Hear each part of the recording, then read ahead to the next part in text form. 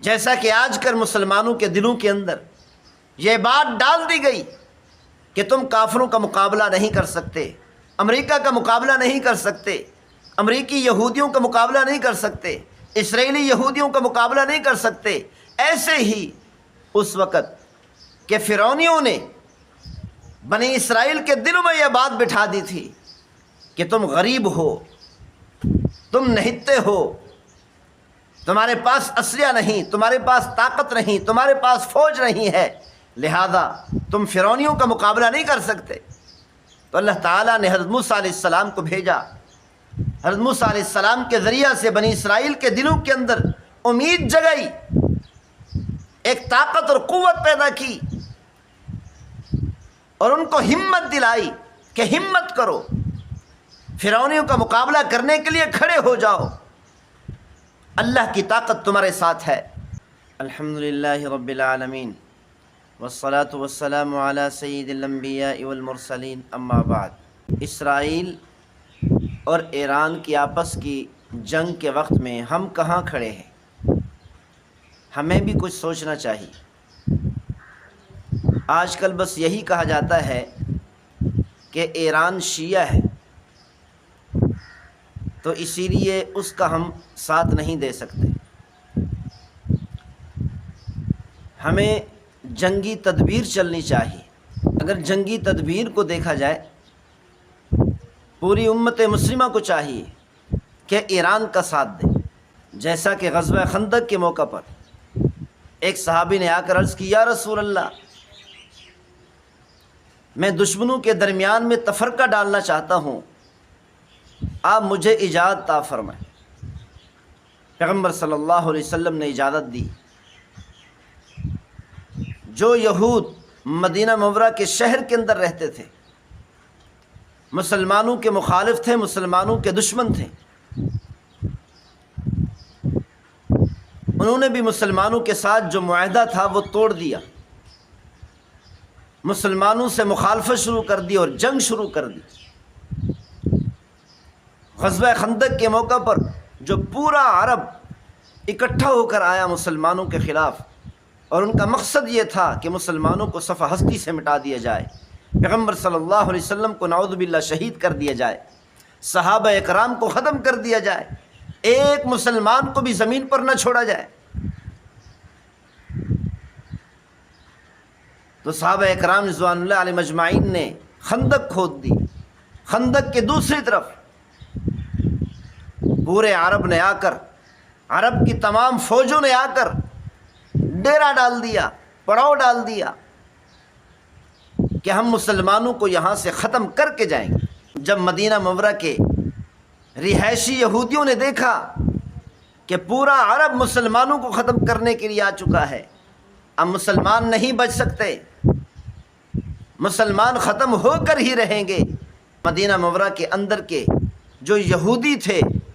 وہ بھی ان کافروں کے ساتھ مل گئے،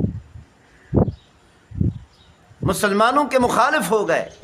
تو صحابی نے عرض کی، یا رسول اللہ، مجھے اجازت دیں، میں ان یہودیوں اور دوسرے عرب کے لوگوں اور تمام دشمنوں کے درمیان میں تفرقہ ڈال دوں۔ پیغمبر صلی اللہ علیہ وسلم نے اجازت دے دی۔ اس صحابی رضی اللہ تعالی عنہ نے دونوں گروہوں سے ملاقاتیں کی۔ ان ملاقاتوں کے نتیجے میں یہ یہودی اور دوسرے عرب کی فوجیں آپس میں مخالف ہو گئی، ان کے درمیان تفرقہ بڑھ گیا، جس کا فائدہ مسلمانوں کو ہوا، صحابہ اکرام کو ہوا، کہ اللہ تعالیٰ نے اس کے ذریعہ سے مسلمانوں کو فتح عطا کی، کافروں کو شکست ملی۔ اسی طرح آج بھی اگر مسلم حکمران، اگر مسلم حکومتیں فلسطین کا ساتھ نہیں دے سکتی،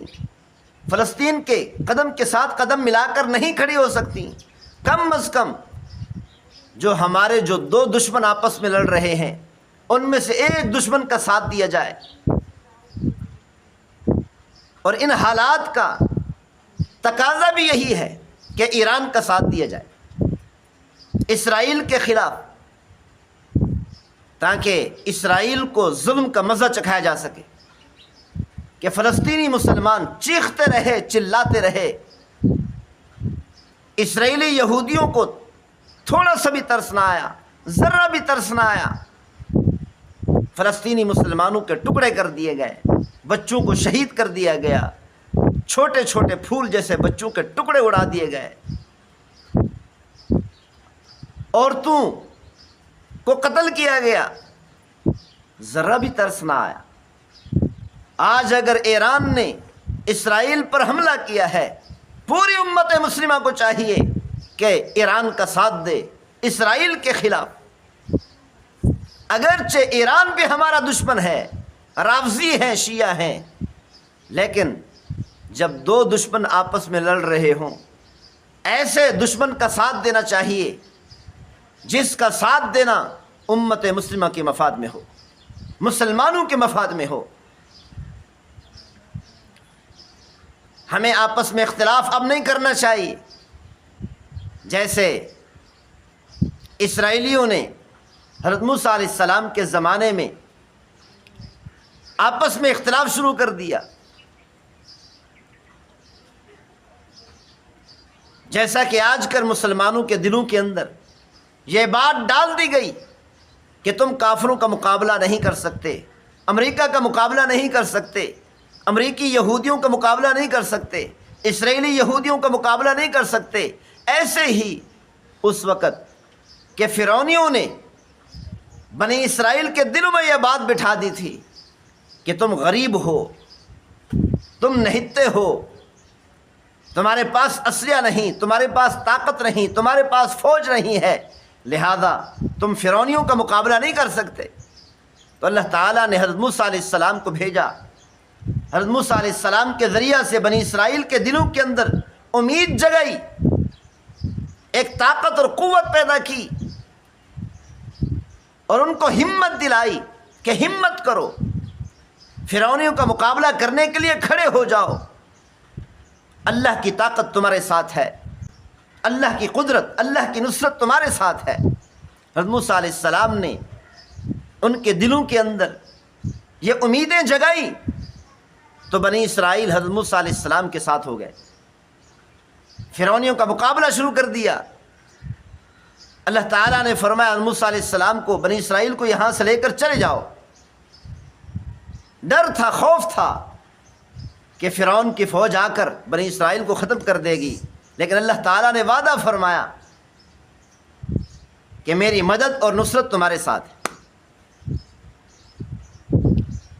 حضرت موسیٰ علیہ السلام بنی اسرائیل کو لے کر یہاں سے چل پڑے۔